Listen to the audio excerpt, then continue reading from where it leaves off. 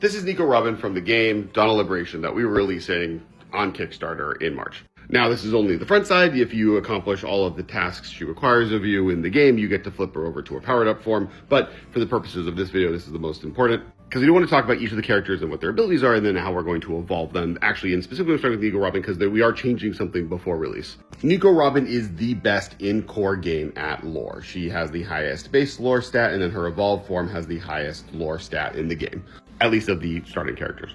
And her ability is whenever you gain lore, destroy a pirate in any region, and when she evolves, whenever you gain lore, you may do that much damage to a boss. This is in many ways meant to represent that the first half of her time during the Wano arc, she is there to protect the citizens of Wano, hiding them and using information and information gathering to become more powerful. Also, just Nico being good at information gathering. I feel like we all agree that that's her job. She's an archaeologist. The second half of the arc, though, she powers up and then starts using that information to do big damage to big main character, boss characters. Now, this is when we come to the change. To represent that Nico Robin is the more combative character of maybe the lore-finding groups, I always had her have a strong, straight support stat to match her strong strength regular stat, captain stat. But as we've done blind playtesting, we've gotten a very specific piece of feedback. Feedback one is people really like putting Robin and Nami on the same team, for obvious reasons. Nami is really good at the produce stat. She's there to make resources, which is also very Nami coded.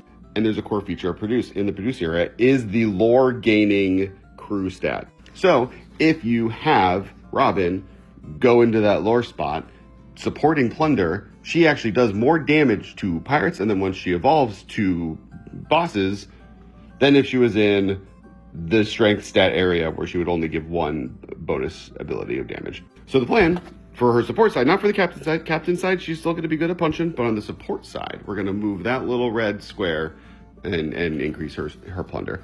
That way, if Nico Robin is supporting as a crewmate in the plunder stat, she can take advantage of the lore gain, triggering her ability while also supporting the captain there. So it's a buff. She's going to be better.